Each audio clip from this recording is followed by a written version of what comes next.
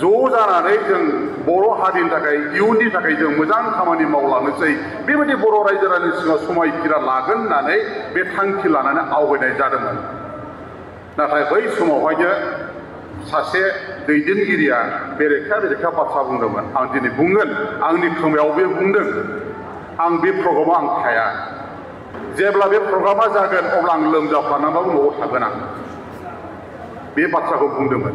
बे जोंनि थाखाय जोबोद दुखुनांथाव बाथ्रा। आं दिनै गोसोआवबो गाबखांनाय थायो बे बाथ्राखौ खोनासंनानै। नाथाय बेबायदि जानायनि साननैनि उनावनो डिआर नाब्लाया जेलाव हाबहैफिननो गोनां जाहैबाय। बियो रावबो नङा। आथिखालनि बिटिआरनि डिपुटि चिफ बिथांनि खुगानिफ्राय बे रावा ओंखारनाय। बेखौ नङा होनना बुंनो हाया। दिनै बेबायदि बेनिखायनो इउनाइटेडआ सिगाङावनो जानांगौमोन। नाथाय अब्लाबो जेबो नंला, उन सैसोआव जाफैबाय। दिनै मोनसे समाव बे इउनिटिखौ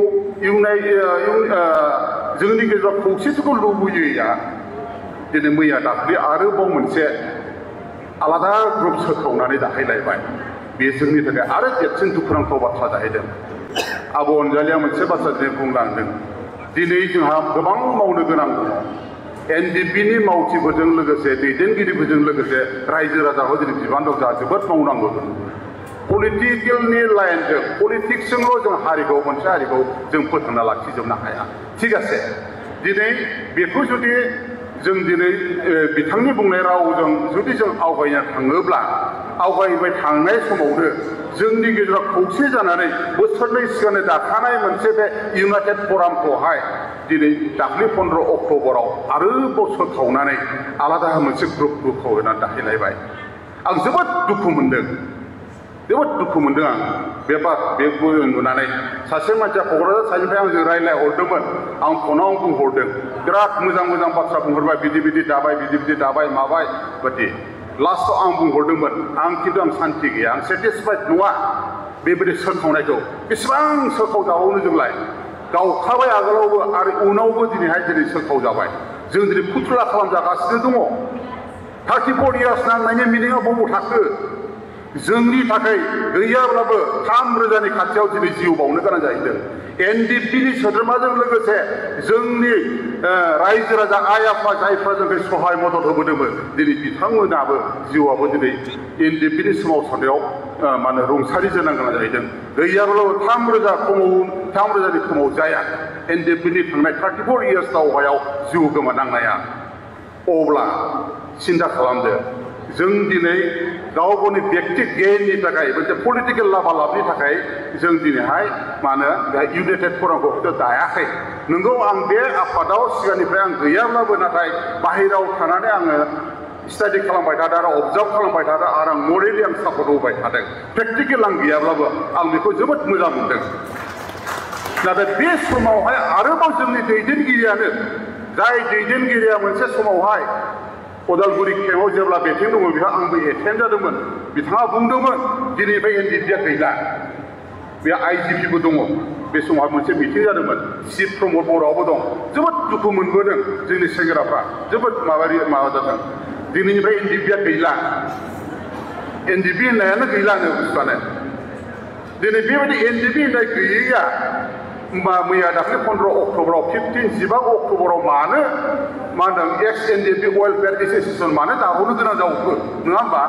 एनडिएफबिआनो जुदि गैलाबा एनडिएफबिखौ नाङाब्ला।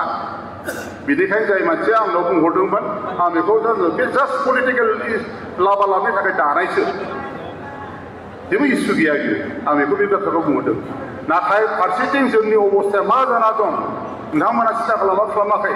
दिनै सान्थि सुक्तिनि उनावबो माखासे दिनै दैदेनगिरिफोरजों लोगोसे जोंनि मावथि लोगोफ्रा दिनै जेलाव हाबनानै दङ। जोंनि एक्सग्रेसिया मोननाय रिहाबिलिटेसन मोननाया आलादा बुस्थु, जुदि केस उइथड्रल जानाय जायो आलादा बुस्थु। नाथाय जोंनि दैदेनगिरिफ्रा दाबो फाउन्डारा जेलाव जे हाबना दङ, बे बाथ्राखौ दिनै सानगोना सानाखै जोंनि दैदेनगिरिफ्रा। दिनै आं बे बाथ्राखौ बुंनाय जादों। जोंहा मावनो गोनां बहुद दङ। नाथाय जास्ट इलेक्सननि थाखायल' दा बानायनाय, जुदि जों बानायनानै फुथुला बायदि मोसाहोबाय थानांगौबा जोंनि सुप्रिम सेक्रिफाइस खालामनाया ओरैयाव दैयाव थांगोन। आं बे बाथ्राखौ बुंहरदों। दिनैहाय जों दिनै रायखांनांगोन, सिजफायारा जेब्ला 25 एप्रिल मेनिफ्राय जों जागायजेनबाय बिनि उनाव जों गुवारै सावरायदोंमोन बे समाव अबसे NDFB प्रग्रेसिभखौल' सिसपेयार खालामदोंमोन RD ग्रुप एस ग्रुपआ सिसपेयार खालामाखैमोन दा बे समाव जों ज' थानानै फरायसा आफादनि दैदेनगिरिफोरजों जों सावरायदोंमोन माबायाव थाखोमाखै दिनै माखासे दैदेनगिरिफ्रा जोंनि बिदि रायज्लायनायखौ जेबो मदद होआखैमोन नाथाय जों मोनसे समाव लास्टआव मोनसे लामाखौ जों लानो गोनां जादोंमोन दा बै समनि जिथु आन्दोलनखौ दैदेननाय एबसुलेट प्रेसिडेन्ट जायखौ दानि बिटिआरनि चिफ आंनियावनो हरसे थादों ओंखाम जादों जों मोनसे पलिसि लादों बर' फरायसा आफादखौ जोङो ओरै सोनाबाथ' जोङो बिबान सोलायहोनो हाया जों मोनसे पलिसि खालामनानै बिथांमोननो प्रेसिडेन्टशिपखौ थानो थाखाय जों सनितपुरथिं जों बोनानै लांदोंमोन बिथांमोननि जिथु जिथु प्रग्राम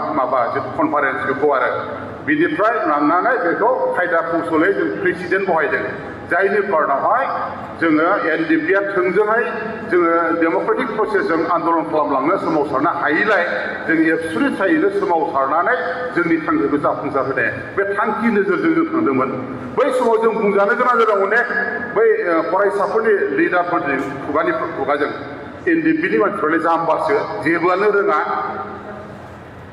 नंगौ बे बाथ्राया जों बुंजानो गोनां जादों आरो नंगौबो बाथ्राया जोंबो दिनै मोनसे समाव बुंदोंमोन जेब्ला हाग्रायावहाय जों जेब्ला थानानै जों थायोमोन हाग्राया केम्प खालामनानै बै समाव जोंबो रायखाङोमोन गोरों मानसि नांगौमोन आफादखौ दैदेननो थाखाय नाथाय बै समावहाय गोरों मानसिफ्रा रावबो आवगाया फासयबोनाय गोजासोमोन दानि डिपुटिसन गबिन्द बसुमतारी मोननि खुगानिफ्राय बुङोमोन जोंनो गोरों मानसि नाङा गोरों मानसिया हारि दिनै बेफोरबायदि लामाजों हारि सिबिनायखौ माब्लाबाबो एक्सेप्ट खालामनानै लानो हाया जों रोङैफ्रानो हारिनि थाखाय जों मावलांगोन दिनै बे बाथ्राखौ नाथाय आं डिआर नाब्ला सारनि खोथाखौ आं दाबो गोसोआव दङ जेब्ला जों सुक्ति खालामखानानै फैयो अब्ला बिथाङा बुंदोंमोन बै जिथु जोङो गेदेर मोनसे पाब्लिक प्रग्राम लानाय समावहाय बिथाङा बुंदोंमोन जोङो जि मावबोबाय जिखौ लानानै जों सुक्ति होबाय बेखिनिखौनो जोङो जाहाथे मोजां सालायलांनो थाखाय जोङो जिहेतु सुक्तिया